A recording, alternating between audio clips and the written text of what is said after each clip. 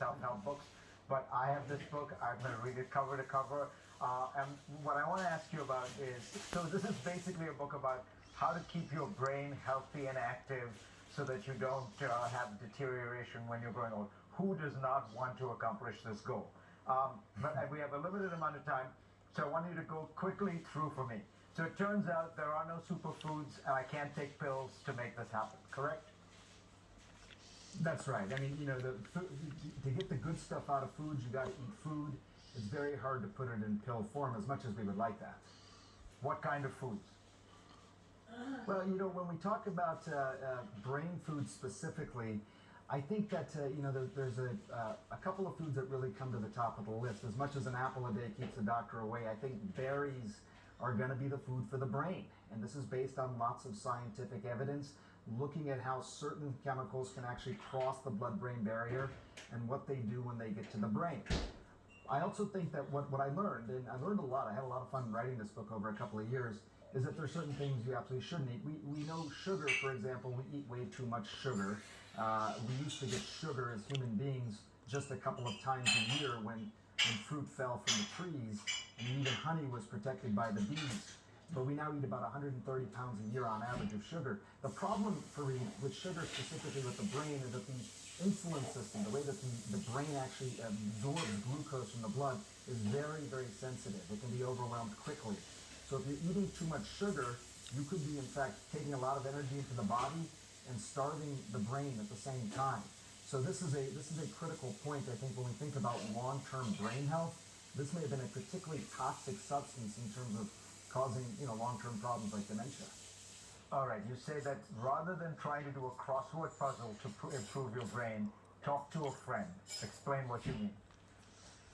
Yeah, well, and this one is, I've gotten so much discussion about this particular topic. I think here's the way to think about it. Crossword puzzles are great, and there's lots of things that we do on a daily basis that are great. That is the practice makes perfect sort of adage that is true when it comes to our brains. But if you think about our brains, right now our brains are sort of functioning like we're living our COVID life. We spend most of our time at home, maybe go to the studio where you are, go to the grocery store, a few places. We know how to do those things really well. That's the practice makes perfect. Crossword puzzles will make you be able to get to these places very easily.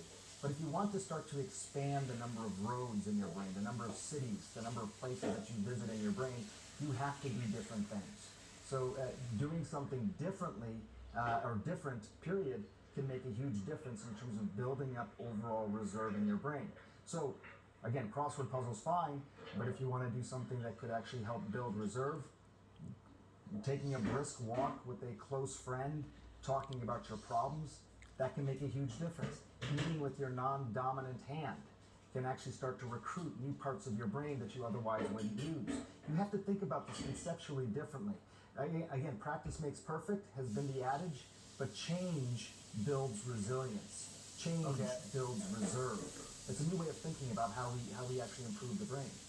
My last one, I mean, there's a lot more in the book, but I want to get to one because, alas, it is a reminder that no pain, no gain. Probably the single best thing you can do for your brain is exercise your body. This is probably the most evidence-proven thing when it comes to brain health. And this surprises people because you think of intellectual activities to improve your brain health. I understand that. But we know now, over the last couple of decades, you can grow new brain cells at any age, and the best way to inspire that to happen is actually through movement. And consistent movement, even more than exercise. The human body wasn't designed to either sit or lie for 23 hours a day and then get up and go to the gym for an hour.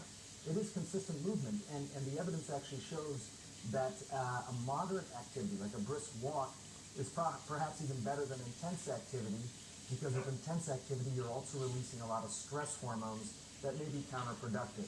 Brisk walking, as one neuroscientist said to me, is kind of like this activity that can release miracle growth for your brain, which I thought was really interesting. You want these neurotrophic factors in your brain.